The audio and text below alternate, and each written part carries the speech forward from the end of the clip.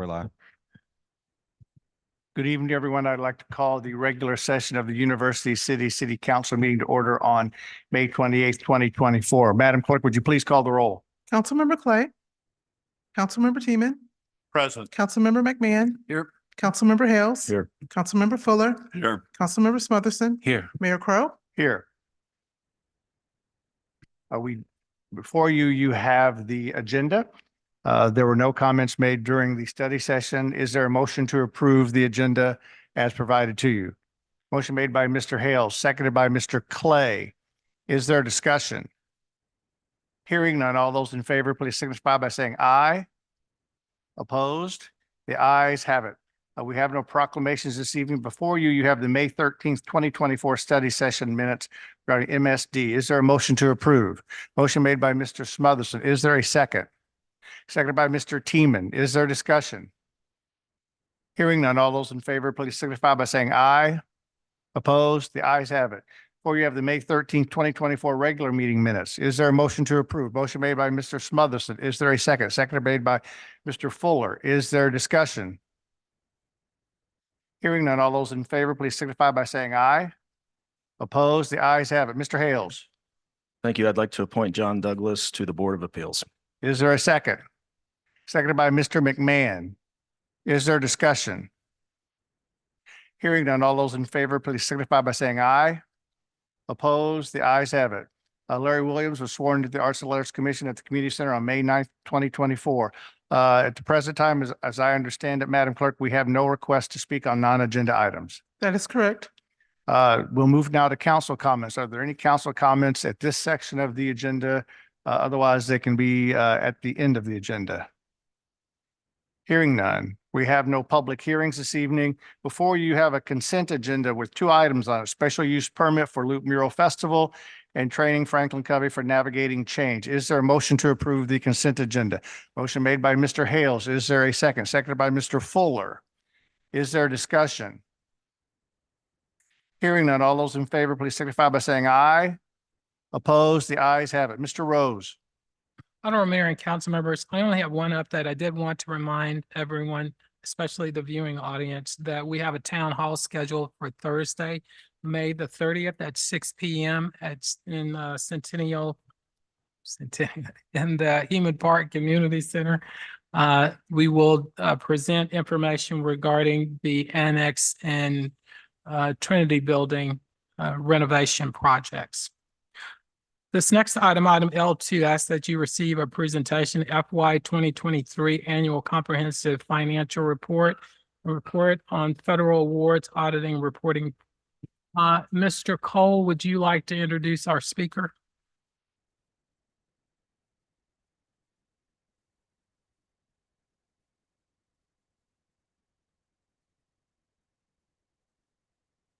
Thank you, Mr. Rose. Honorable Mayor, members of council. We have Mike Williams here to present from Sikich to present the FY 2023 annual audit, and he's just going to do an overview on the presentation. Mike. Thank you, Keith. Yeah, again, my name is Mike Williams. I'm with Sikich. We've recently issued several reports related to the audit. They look like this, so you might have a copy of those. The main report is the larger audit report. So what I was going to do is review this one first, just kind of hit the highlights. And if you have any questions we go through or questions at the end is fine. But anyway, just to get into it, first part is the introductory section. There's a letter on city letterhead dated April 24th. It's a transmittal letter, which I think has good information related to the city above and beyond like a normal audit, that there's this transmittal letter has additional information related to financial management and controls, budgetary controls, economic conditions, and things like that. So anyway, a little extra information in the audit. And then after that, then there's a list of principal officials and an org chart. And on Roman numeral page 7, there's a certificate of achievement for excellence in financial reporting, which is provided by the Government Finance Officers Association. And again, they require this transmittal letter, additional information in the audit for readers and users of the statements, like for debt holders. And And I think that's positive. It presents, just indicates the city's presented the information, related to full disclosure, transparency, those types of things. So anyway, congratulations to the city on that. Now that's, issued for the previous, financial report, dated June 30, 2022. After that, then, I think one of the other important things is, the independent auditor's report is reported on page 1. It's on our letterhead. And this says, the auditor's opinion, because the information in the report is actually that of the city. It's the city's information. Our job is to audit that. So that says that in the first paragraph that we have audited the financial statements of the city. And the second paragraph is the important one. It says, in our opinion, the financial statements referred to above present fairly in all material respects. So there's no qualifications, no modifications to the report. And it's also called a clean opinion. And that's similar to what the cities had before. But anyway, I think that that's important. Then there's other information about the other parts of the report, but then to get into some of the numbers, on page 7 of the financial statements is a schedule and the management's discussion and analysis. And I generally like to review this. It gives a high level summary of the assets and liabilities of the city in 2023 compared to 2022. It's also broken down into various governmental activities and business type activities in a total. So on the right side of the page, this shows total assets of the city around 93,274,000 compared to 88 million. So there's an increase in the assets for the year. Then the liabilities, there's some deferred amounts, and the liabilities are the next biggest number. Shows that the liabilities are around 82 million versus 29 million last year. So then the difference between your assets and liabilities is on this called net position. So that's like the financial net position of the city. So overall, it shows a decrease for the net position from around 5,365,000 to the negative 2138. And we can talk about that, but it's primarily related to the Olive I-170 project. So that's the assets and liabilities. Page 9 then gets into the revenues and expenses. So again, overall, on the right side of the page, there's total revenues and expenses listed for, now this is all the funds blended together on a full accrual basis, all the debt activity reported, things like that. So overall shows total revenues of around 48,832,000 versus 40,152,000 in the prior year. And then the expenses near closer to the bottom of the page show around 68 million compared to 54 million last year. So an increase in revenues and also some increase in expenses.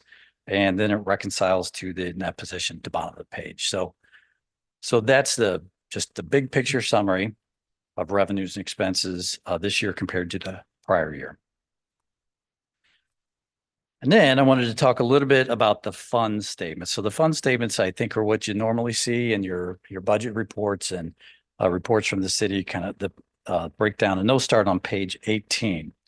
So the governmental funds of the city on this page, the larger ones are listed here. We call those major funds, and those are the general fund, public safety, sales tax, and the Olive I-170 TIF funds. And then there's a lot of other smaller funds, and they're all listed in the back. But overall, this shows the general fund has total assets around 25,648,000. Then there's liabilities around 2.8 million, some deferred amounts. And then again, this page, the assets minus the liabilities and deferred amounts agrees to the fund balance. The fund balance is the amount that can be appropriated in the future, subject to the restrictions and commitments and assignments. And this shows the total fund balance at the end of the June 30, 2023, of around 21,578,000. So that's the assets and liabilities of the general fund. And I like to talk about the general fund. It's the main operating activity, main operating fund of the city. And the other funds are generally restricted for some reasons. So that's the general fund. After that, then there's the activity of the revenues and expenditures for the general fund, and the other governmental funds are listed on page 20. So this shows that the general fund has total revenues around 27 million, total expenditures around 31,800,000, and other financing sources around 4.4 million. So some increase in the general fund balance compared to the previous year of about $266,000. And then you can see the types of activity on the other parts of the page. But I wanted to point out the Olive I-170 TIF. We talked about that being a significant transaction for the year, and that information's included in the other financing sources and uses in that third section on page 20 under that fund column. So and that's related to the bonds issued and refunding notes issued for the year. Okay. So those are the governmental funds. And then the other funds listed that start on page 22 and 23 are more like business type funds, and we call them enterprise funds. And this is the parking garage, golf course, and solid waste funds. And so to talk about them on page 23, the revenues expenses are reported. And one of the things that we had talked about previously was the fund balance for these funds. Parking garage has positive fund balance, and so does golf course, but the solid waste fund did have a negative fund balance at the end of the year, but there was a significant transfer in to reduce that significantly. So I thought that was an important transaction to point out. Okay, so that's all the governmental funds. That's the enterprise type funds. Cash flows are listed on pages 24 and 25. Then there's pension activities. The city has 2 pension funds. The summary, the total of those 2 amounts are listed on here. But there's more detail on that further back.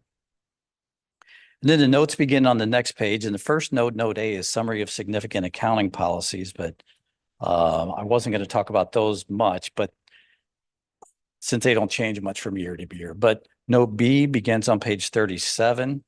And it's the first detailed note, which gets into things like the cash on hand, which in this case we call that deposits. And there's a state law that requires that the city's bank accounts be insured by either FDIC or other pledged collateral securities. And this says that the balances are entirely secured or collateralized. So anyway, I think that's important. Then there's information about the city's investments similar to last year. Page 40 is capital assets, and capital assets is when you place them in service, when you purchase them, they begin to depreciate. Those schedules there's a lot of numbers related to that on page 40 and 41. The long-term debt, though, I was going to skip to that on page 42. And this does have the tax increment special district revenue bonds that were issued during 2023 listed on this page. And then also the refinancing of the previous notes are also listed on this page. So it was a significant transaction during the fiscal year. Okay, then note E gets into the employee retirement plan. So this is the union or the non-uniformed and the police and fire plans. And what I was going to talk about that is on page 47. There's a schedule then related to, you hear about, what is the pension plan liabilities. And this is the non-uniform plan pension liability is listed on page 47. It's the schedule in the middle of the page and shows that the pension liability decreased from around 5.3 million to around 2.3 million. So an improvement in that liability. See. Then the police plan I was going to talk about the same numbers for the police plan. And that's on page 51, which shows the liability for that going from about 11.1 million to about 12.1 million. Okay, then after that, note F is the post-employment benefits, that doesn't change too much. We also have on page 62, risk management, contingencies and commitments, the negative net position, which we've mentioned, tax abatements, economic development loans, lessor disclosures, prior period adjustment, and future accounting pronouncements. So I think I hit on most of the big picture numbers related to the financial statements and the notes to the financial statements. After that, then we get into more detail. Page 67 begins the required supplemental information. And this has, as you can see, a detailed listing of the taxes listed. And I just like to talk about the general fund as the main operating fund of the city. I won't talk about all of them, but there's a lot of budget schedules in the back that look like this. And it has the original budget, the final budget, the final actual revenues and expenses. And then you can see the over under budget, which is the difference between the final budget and the final actual revenues and expenses. The detailed revenues are listed for several pages. On the top of page 68 has the final total revenues expenses for the year. So this shows that the total budgeted revenues around 28 million actual revenues around 27 million 6. And the expenditures then are on page 71 for the general fund. The total expenditures about 32 million final for budget and 31 million for actual. So under budget by about $1.5 million for expenditures. So that type of information is listed for multiple pages after this, but that's the general fund. And again, it's the main operating fund of the city. So I'd like to mention a few items related to it. Let's see, then we have more supplemental information beginning on page 81 for the smaller funds. And then after that, page 94 begins the statistical information. Basically 10 years of trend information related to what we just talked about, the fund balance, the net position, the revenues and expenditures for the various types of presentations for 10 years. So a good history lesson. And then the very last part of the page or last part of the book is a one-page letter on internal control and compliance. And because the audit is done in accordance with government auditing standards, you're required to have this extra report related to internal controls and compliance. And similar to last year, there was just one issue related to the adjustments that we found during the audit that are listed in another report that I'm going to bring up. So, but other than that, there was no other material weaknesses or significant deficiencies related to the city. So that's the annual comprehensive financial report. There's two other reports I was going to mention. The first one I was going to talk about is a single audit report. And a single audit report is required because the city spent enough federal program money to trigger a federal single audit. And there's one letter in here related to that also. And if there was any kind of material weakness or significant deficiency that we found related to the federal program, it would have to be in this report, but there was none of those types of items. Pages 4 and 5 give a listing of the various federal programs. They total around $5,083,000 noted on page 5. There's a summary on page 6, and that same finding is listed on page 7. So that is the report on federal awards. And then the last thing is titled the Auditor's Communications to the Mayor and Council. And this is a summary. There's several reports in here. There's a transmittal letter on the front cover page. And then there's a letter related to the significant audit matters, any other corrections that we find, and other comments that the auditors had.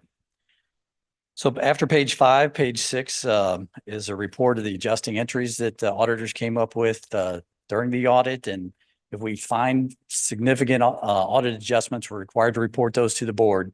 So this is that.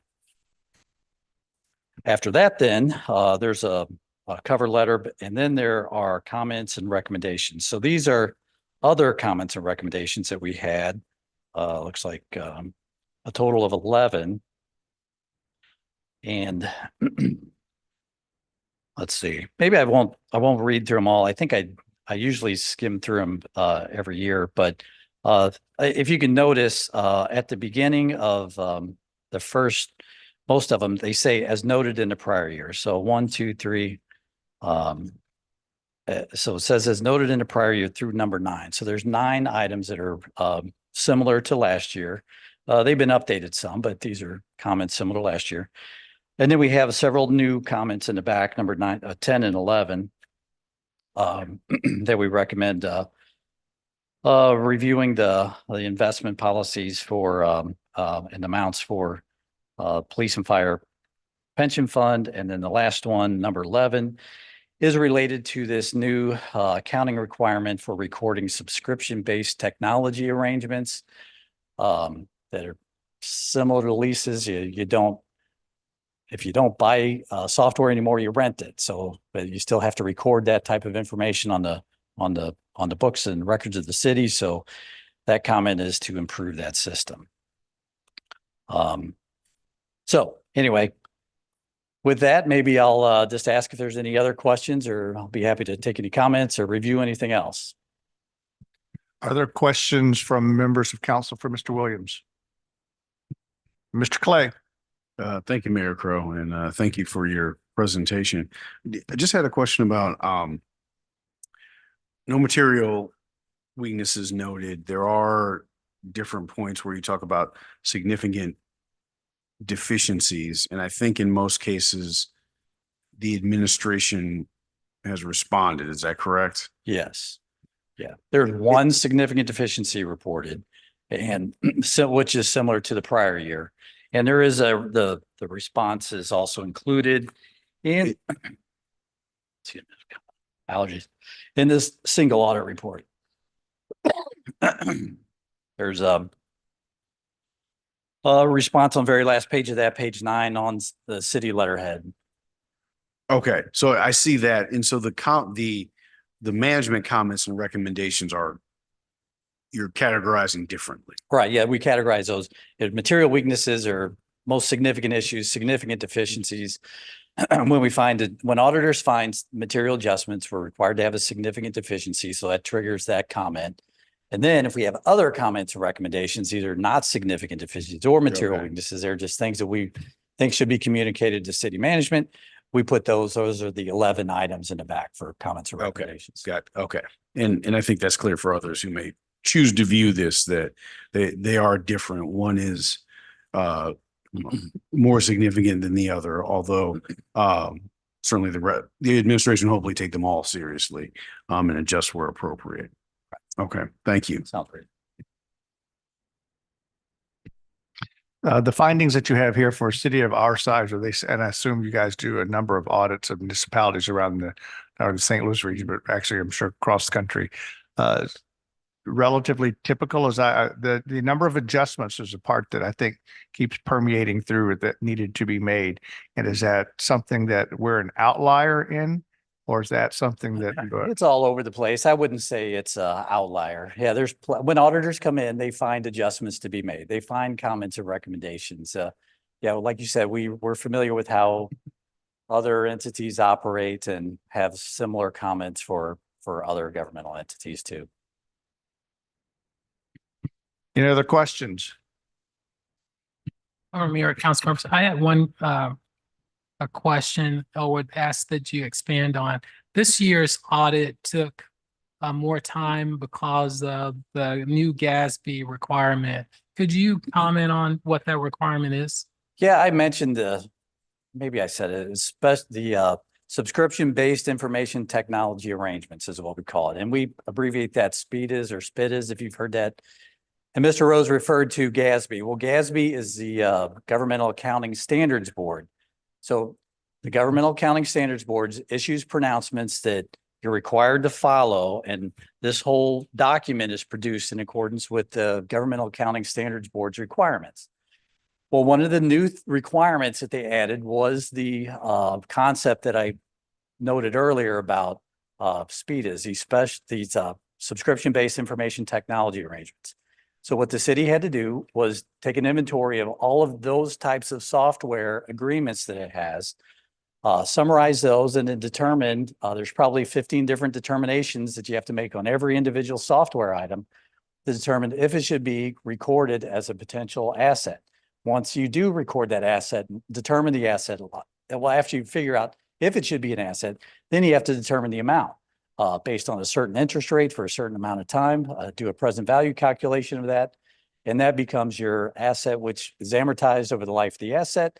And the payable is determined based on like a note payable, where you have to, when you make a payment now for, like normally you would call it a software payment, now you record that payment as interest and principal payments. So yeah, it's that was a new requirement that is not only, again, we see that with most other city governmental entities that have been having to record these new requirements is it's taking longer for that reason. So I don't know. I hear of myself sounding like an accountant, but we have to Yeah, you have to record software now if it fits certain criteria as an asset and a liability and similar to if you bought a truck. Yeah, you take out a loan on a truck and you have to pay the truck back with interest, like note payments. You pay back the truck with interest and principal payments and you depreciate the truck. Well, you have to do that now with your software, even though you don't own the software. That the software is, you've got an agreement, a subscription-based agreement to pay that into the future, similar to a truck. And so you have to figure out which ones are recorded and then determine the amounts and record them. So. If there's nothing else, thank you very much Yeah, for coming this appreciate evening. it. Yeah, if Thank there you. is, I know it's a lot to go over. If there is anything, just let us know. Thanks. We'll now move to unfinished business. Madam Clerk, we have bill number 9537. Can we have the second reading? Bill 9537, an ordinance approving a petition for the creation of a community improvement district establishing the 711 and 717 Kingsland Community Improvement District as a political subdivision of the state of Missouri and directing the city clerk to notify the Missouri Department of Economic Development of the creation of the district. We have the third reading. Bill 9537, an ordinance approving a petition for the creation of a community improvement district establishing the 711 and 717 Kingsland Community Improvement District as a political subdivision of the state of Missouri and directing the city clerk to notify the Missouri Department of Economic Development of the creation of the district. Thank you very much. Is there a motion to approve? Motion made by Mr. Smotherson. Is there a second? Seconded by Mr. McMahon. Is there discussion? Hearing none, Madam Clerk, would you please call the roll? Councilmember Teeman, Aye. Councilmember McMahon, Aye. Councilmember Hales. Aye. Councilmember Fuller. Aye. Councilmember Clay, Aye. Councilmember Smotherson, Aye. Mayor Crowe. Aye, the bill is passed. We now have bill number 9538. Can we have the second reading, please? Bill 9538, an ordinance authorizing the city of University City, Missouri to issue its taxable industrial revenue bonds, 711 Kingsland Avenue Project, Series 2024, in a principal amount not to exceed 21 million for the purpose of providing funds to pay the cost of acquiring, constructing, and improving a facility for an industrial improvement project in the city, approving a plan for the project, and authorizing the city to enter into certain agreements and take certain other actions in connection therewith. Thank you very much. Can we have the third reading?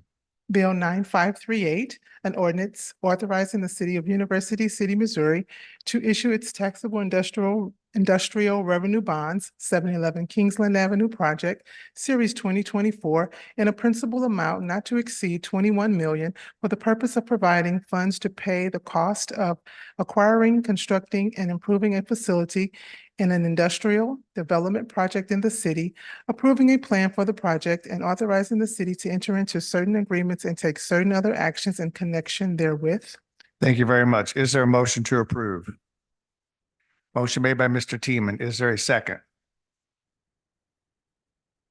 Seconded by Mr. Hales. Is there discussion? Mr. Smotherson. Thank you, Mayor Crowe. This question is to Mr. Rose, and what I'd like to find out is, with the description that's listed in Bill 9538, is this a Chapter 100, or is that what you would, or what would you categorize this? You want to respond?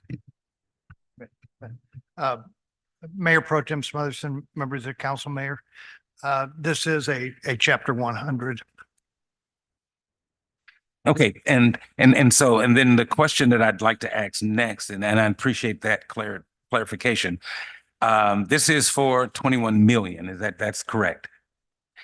Yes. And so the question that I do have, and I don't have a problem with, I just want to understand this process in that if we're doing the Chapter 100 for this project for 21 million, and then we're also introducing an ordinance, and again, it's not official, but we're introducing an ordinance for 100 million.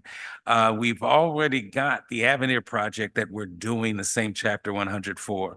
Is this like credit? And I'm asking to understand this process, or how many credit cards do we have to, are we allowed? How much credit are we allowed to be able to do these projects like this?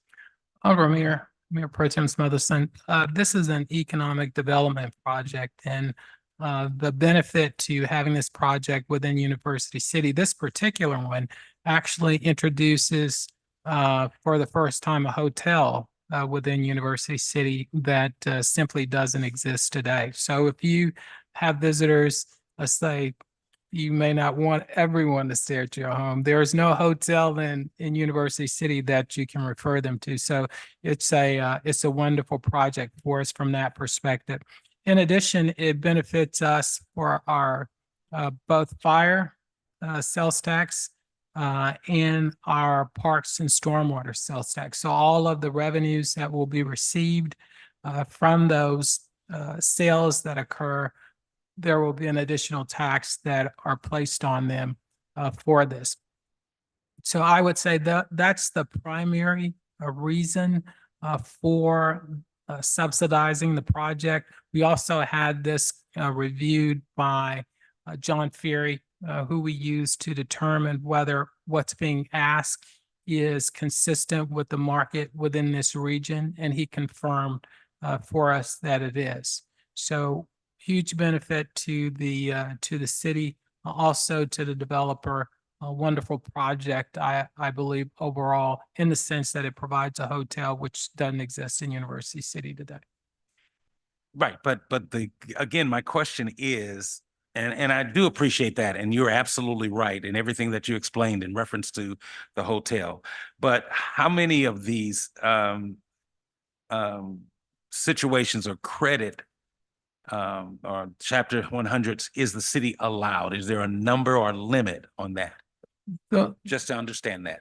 Mayor Pro Tem Smotherson, there is no limit that I'm aware of the number of chapter 100s that a city can provide. It really depends upon what the mayor and council believes is appropriate.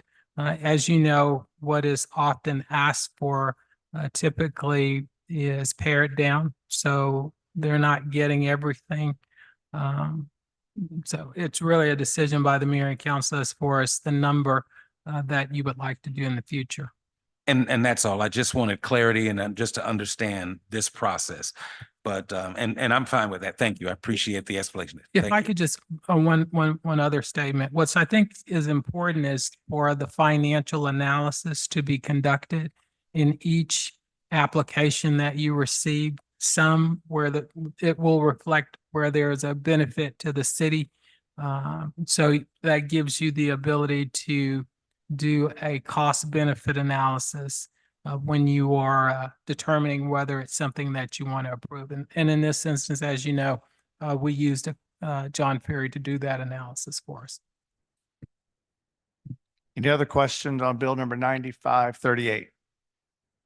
Hearing none, Madam Clerk, would you please call the roll? Councilmember McMahon, Aye. Councilmember Hills, Aye. Councilmember Fuller, Aye. Councilmember Smotherson, Aye. Councilmember Clay, Aye. Councilmember Teeman, Aye. Mayor Crowe. Aye, the bill is passed. We now have bill number 9539. Madam Clerk, can we have the second reading? Bill 9539, an ordinance approving a final development plan for the local University City development at 6630 through 6654 Delmar Boulevard. Thank you. May we have the third reading? Bill 9539, an ordinance approving a final development plan for the local University City development at 6630 through 6654 Delmar Boulevard. Is there a motion to approve? Motion made by Mr. Hales. Is there a second? Seconded by Mr. Teeman. Is there discussion?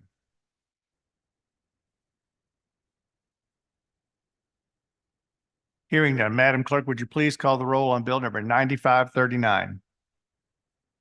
Councilmember Hills. Aye. Councilmember Fuller. Aye. Councilmember Smotherson. Aye. Councilmember Clay. Aye. Councilmember Teeman. Aye. Councilmember McMahon. Aye. Mayor Crowe. Aye, the bill is passed. We now have bill number 9540. May we have the second reading?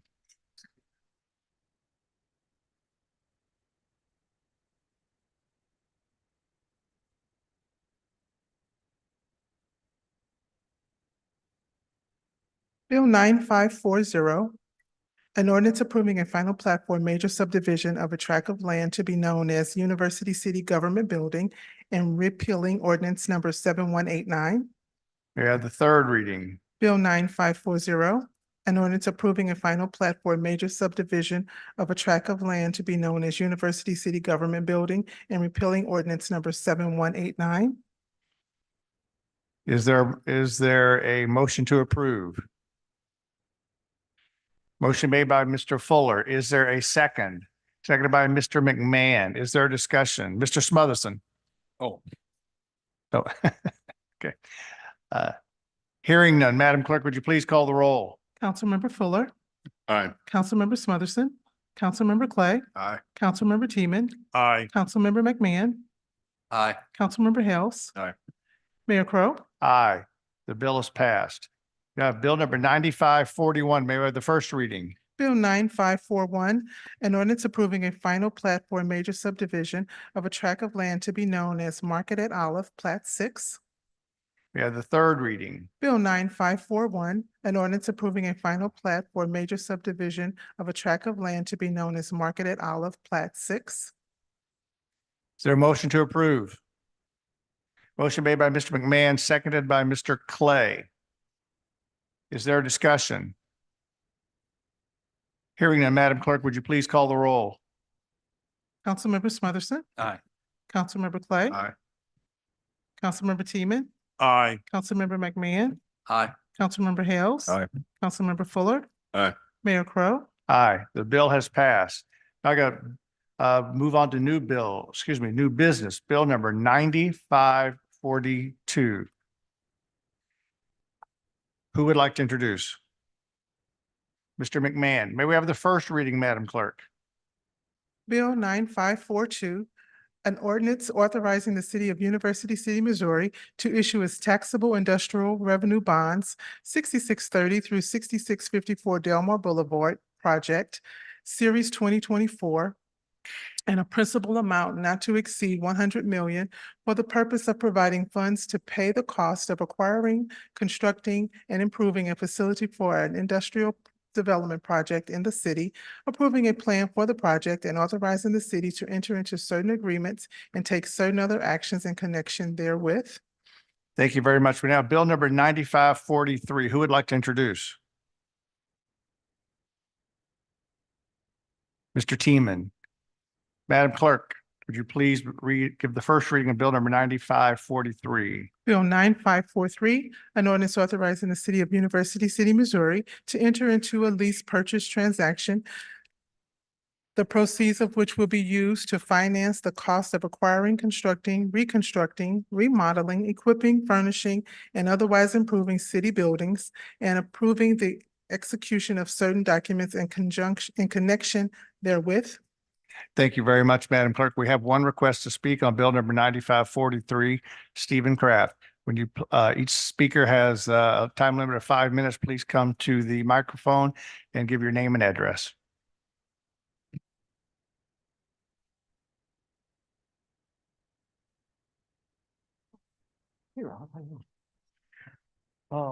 Stephen Kraft, 75 Cleveland Lane, University City. People don't trust their government at the local, state, and national level. And Bill 9543, the renovation of the City Hall complex and its financing, is an example of the reason why trust in governments has been lost. By attempting to finance the city complex without a vote of the people, the city manager and the city council appear to be saying they do not trust our citizens. If government does not trust the citizens, how can we expect the citizens to trust their government? To review some features of Bill 9543, 1, the project is overpriced. Council proposes to spend $10 million, or about $14 million with interest, to renovate the old library, which has been empty since 1968. Available documents suggest that the renovated building will be used 4 half days or a total of 2 days per month for city court sessions and be empty the remaining 28 days per month. The loop is already filled with empty storefronts the empty UUM church and its empty neighbor, the old Greek church, not to mention the empty loop trolley cars. You appear to be asking citizens to spend $10 to $14 million to create more empty space. 2, council has provided limited information about the project. I reviewed 4 years of council minutes. In June of 2021, council authorized the space needs study. Over the next 2.5 years, there are 6 brief discussions of designs, costs, bids, rebids. There is no mention of presenting options to the public or even having a public presentation of any kind. Former council member Klein wrote in the summer 2021 Roars, the official communication channel for the university city government, and I quote, "The city manager and council are moving forward with a bond proposal to renovate the Annex and Trinity buildings. If everything goes as planned, this bond to finance the project will be on the August 2021 ballot for your approval," end quote. In subsequent issues of the Roars, there is no mention of a bond issue for the project and no discussion as to why the idea of a bond issue has been abandoned. 3, the city's finances are opaque. It is hard for citizens to decide if the project makes financial sense when the city's reliably audited financial documents are unavailable. I mean, to be clear, you cities audited financial documents for fiscal year 23 were publicly released last week. Definitely interesting. I noted that the fire and police pension fund is funded at only 70% or short about $12 million. I would suggest that funding the pension fund might help with police retention. So much for the 2023 financials. It is currently fiscal year 2024, and fiscal year 2025 starts 4 weeks from now. How can a citizen form an opinion, or for that matter, how can a council member vote to spend $28 million without up-to-date, reliable financial records? 4, the proposed funding mechanism violates the provisions of the University City Charter, which requires a vote for these bonds. To be clear, the proposed issuance of $28 million in bonds would be by far the largest amount of bonds ever issued by a university city, and Bill 9543 proposes to do this without a public vote. The University City School Board, after extensive public engagement, has passed bond issues with large majorities. Unlike the school board, Mr. Rose and members of council appear to be saying that they do not trust the citizens of University City. The simple democracy of a vote at the ballot box appears to be something that you are working very hard to avoid. I trust our citizens, and the citizens of University City should be able to make the final decision. Personally, I think it's unwise to spend $10 to $14 million on a building that's only going to be used 2 days per month. However, the citizens of University City should be allowed to make that decision. I am only asking that council follow the letter of the law as described in the charter and put the issue to a vote of the citizens. Thank you very much, and I'll give you a copy of what I.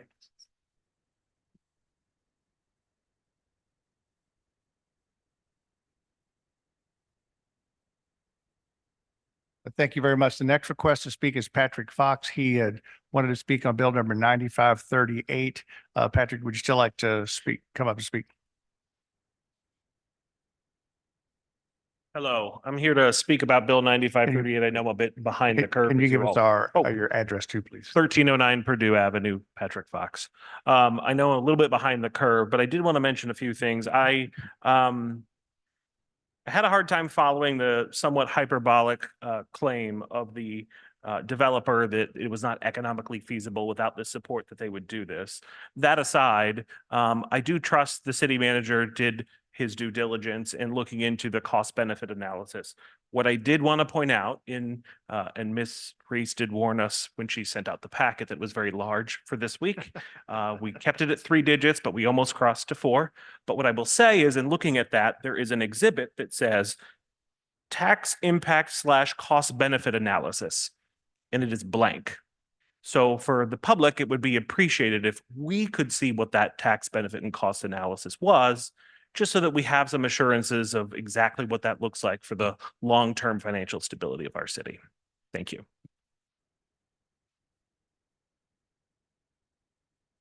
Thank you very much.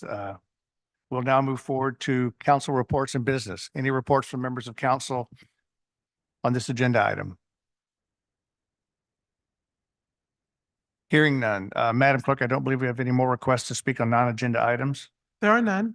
Thank you very much. Council comments. Any comments to be made by my colleagues in tonight's meeting? Mr. Fuller. Thank you, Mayor. I think we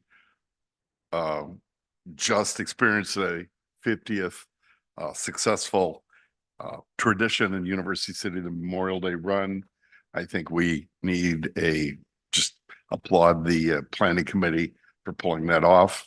And particularly after years of COVID, that's my only comment. Yes, I think a number of us were there. It was a great morning for the run. The weather definitely cooperated with us. We had 1,500 people for the Memorial Day Run for the 50th celebration of the U City Memorial Day Run. I also wanted to commend my colleague, Mayor Pro Tem Smotherson, for his press in the MML, Missouri Municipal League magazine. So if you get a chance, those of you who get this, be interesting, nice interview of Bwayne in the MML magazine. To those of you who get a chance to head down to the Loop, the Mannequins Project, it's not just in the Loop, it is in every single business district in University City. I think we have 19 mannequins with artists from around the country and locally who are doing it. The theme this year is recycling now and forever. And then also the murals in the Loop. If you get a chance to look at some of the sides of the buildings, you will see the artists have arrived and the murals are now going up in the Loop as well. So we look forward to that, bringing some more folks to the city as well. If there are no, Mr. Smotherson. Thank you, Mayor Crowe. Sorry about that. But I just wanted to mention my last act as council liaison for Arts and Letters. The concert series starts on Monday, the 3rd. Thank you very much. With that, I would welcome a motion to go into closed session according to Missouri Revised Statute 610.021, legal actions, causes of action, or litigation involving a public governmental body and any confidential or privileged communications between a public governmental body or its representatives or attorneys. Is there such a motion? Motion made by Mr. Hales. Is there a second? Seconded by Mr. McMahon. Is there discussion? Hearing none, Madam Clerk, would you please call the roll? Councilmember Teeman, Aye. Councilmember McMahon, Aye. Councilmember Hales, Aye. Councilmember Fuller, Aye. Councilmember Smotherson, Councilmember Aye. Clay, Aye. Mayor Crowe. Aye.